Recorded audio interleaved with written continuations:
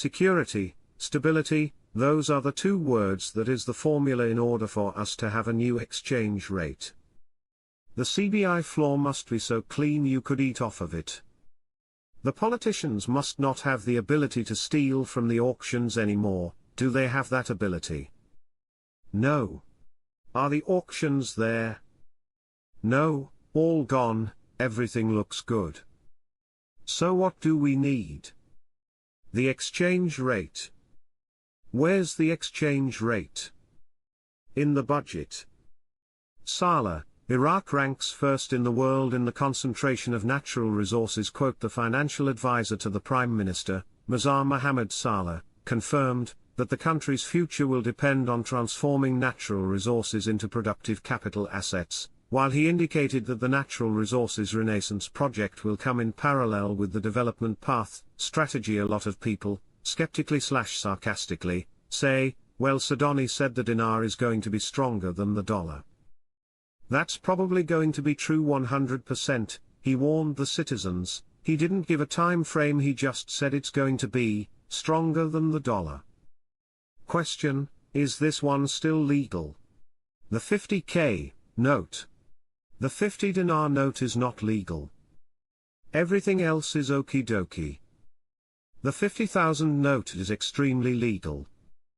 There's even a 100,000 note that will be legal, but that will only be used by the Central Bank of Iraq and the GOI. I tell you about three things.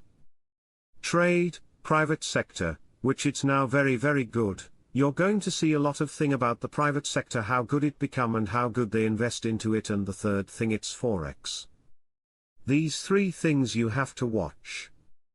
The government and parliament finished everything they needed towards revaluing the currency bank as of September 28.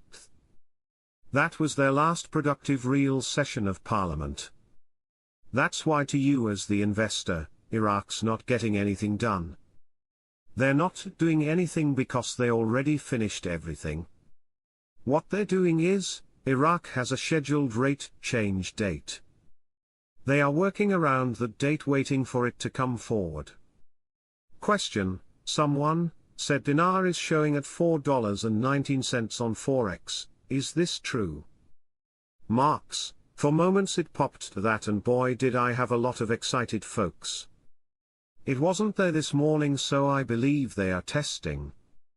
There are many who think that may be the international or street rate. Parliament postpones its session due to political blocs boycotting the sessions. Quote, the House of Representatives failed, on Wednesday, once again to hold its regular session due to the boycott of most political blocs of the sessions. One of the last things they do, before they go international, is to have their banks restructured or really close to being completed.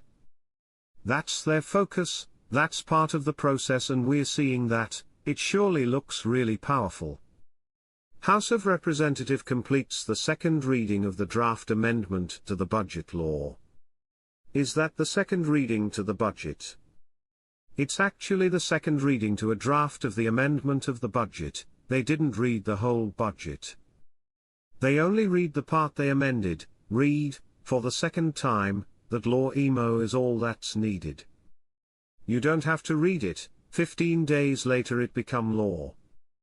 IT can become a major source of income in the economy. Al-Sudani directs the maturation of tourism projects. We can see that Al-Sudani is taking on this non-oil revenue sector seriously and will exploit it to overcome the rentier economy, oil-based economy, of Iraq.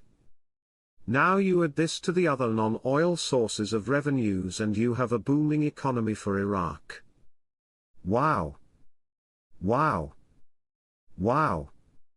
They will soon be filthy rich with little to no debt. They are backing their currency with gold too.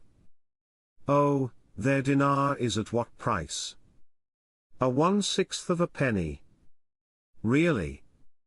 Coordination framework, soon we will vote on amending the budget law. We already had the first two readings. This will solve the oil dispute between Baghdad and Erbil. We have seen major progress in the last couple of days.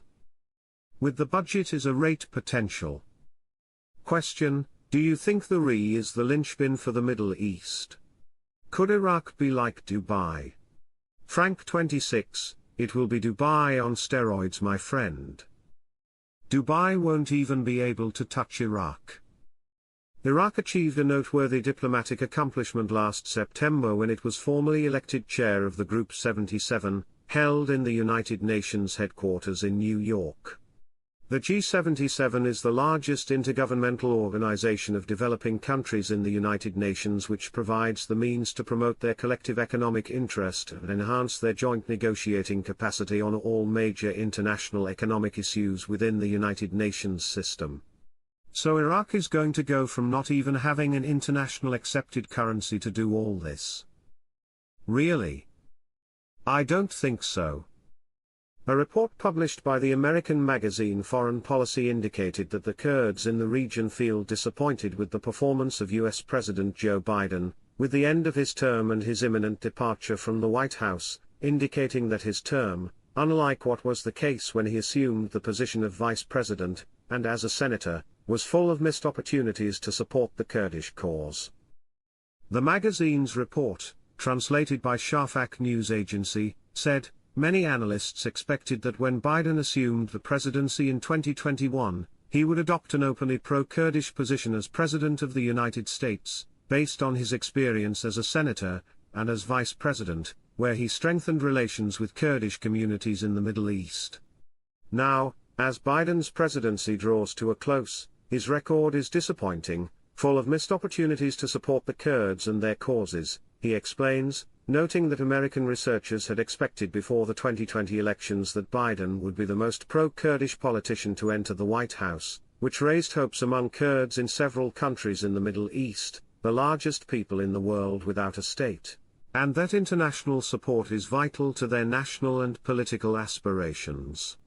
The report stated that researchers at the American Foundation for Defense of Democracies, Erkin Erdemir, and Philip Kowalski, discussed Biden's initial support for the Iraq War, which was supported by Kurdish leaders, as well as his controversial plans to promote federalism in Iraq, which would have granted more autonomy to Kurdistan, in addition to his long-standing relationship with Kurdish leaders, such as leader Masoud Barzani.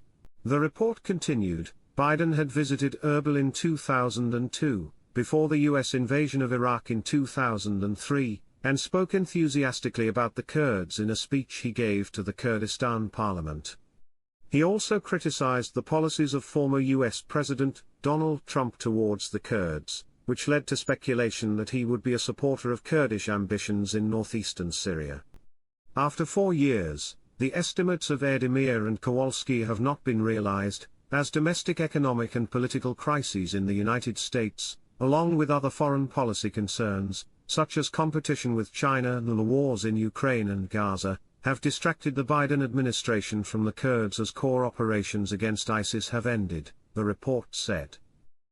The report pointed out that Biden, throughout his career, had a long record of communicating with the Kurds of Iraq, especially in the Kurdistan region, which gave the United States a center to attack Kirkuk and Mosul from the north during the 2003 war. Then the region was a major center for fighting ISIS, as thousands of soldiers from the international coalition forces to fight terrorism were stationed in the region.